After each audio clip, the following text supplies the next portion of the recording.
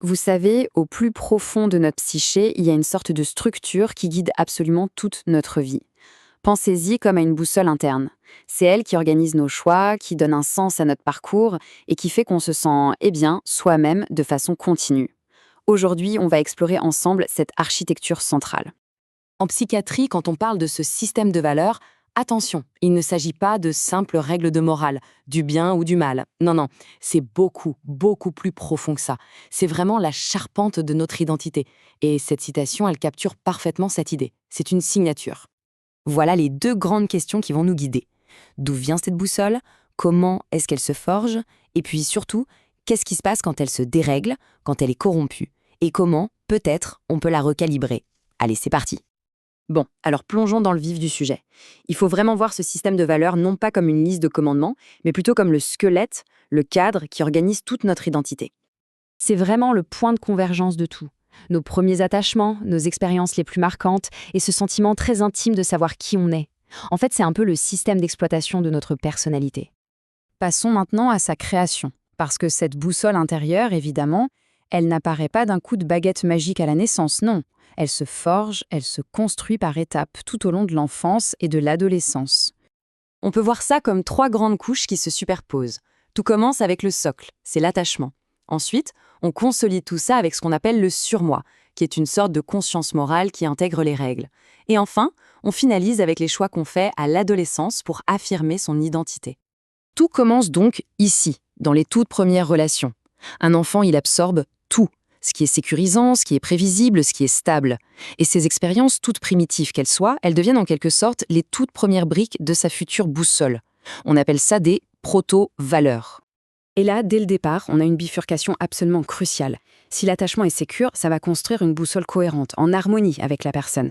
Mais à l'inverse, un attachement insécure, ça crée un système de valeurs qui est déjà fragmenté, plein de contradictions, de failles. Vient ensuite la deuxième étape, le surmoi. Il faut l'imaginer comme un programme interne qui va transformer ces leçons apprises dans la relation en un cadre beaucoup plus solide. C'est lui qui installe les notions de devoir, de loyauté et même de culpabilité. C'est ce qui nous permet de nous réguler de l'intérieur. Et puis, plus tard, à l'adolescence, arrive la troisième étape, celle de l'identité, où l'on va consciemment trier, tester, rejeter ou s'approprier ces valeurs pour forger une boussole qui nous est vraiment personnelle. Mais voilà, ce système, même s'il est construit sur des années, il reste vulnérable. Des forces, qu'elles viennent de l'extérieur ou de l'intérieur, peuvent venir le perturber, voire le casser complètement. Voyons ensemble les trois principales manières dont notre boussole interne peut être, déviée de sa trajectoire. Il y a le trauma, la pression sociale et certaines pathologies. Alors, l'interférence la plus brutale, la plus violente, c'est clairement le trauma. Là, on ne parle plus de dérégler la boussole, on parle de la réécrire de force. Ce qui était synonyme de sécurité devient une source de suspicion. La confiance est soudain perçue comme un risque immense. C'est un mécanisme de survie. À la base, la psyché se protège, mais ce qui était une armure finit par devenir une prison et le système de valeurs reste bloqué en mode défensif permanent. Il y a aussi des interférences, plus insidieuses.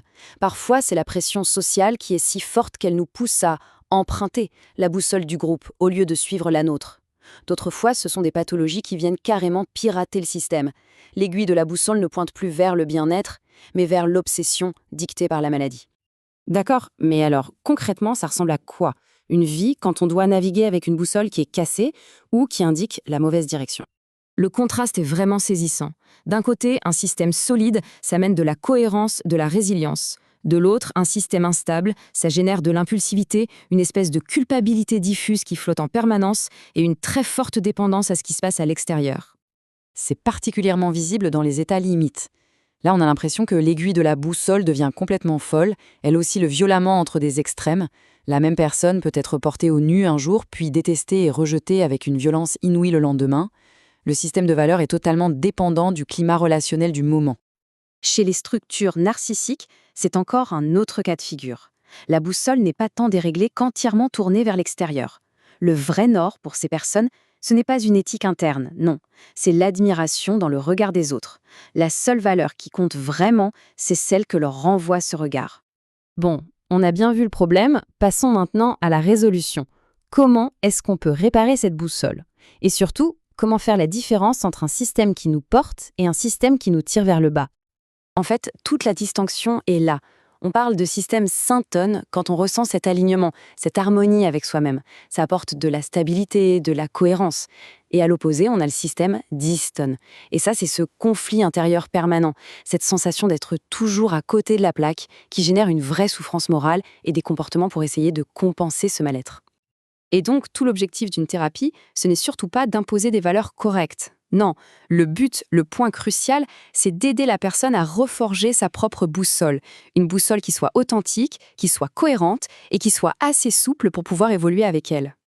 Au final, ce qu'il faut vraiment retenir, c'est que ce système n'est pas un code moral gravé dans le marbre. C'est une structure vivante de notre psyché qui naît de nos premières relations et qui évolue tout au long de notre vie. C'est, en quelque sorte, notre signature la plus intime. Et voilà qui conclut notre exploration.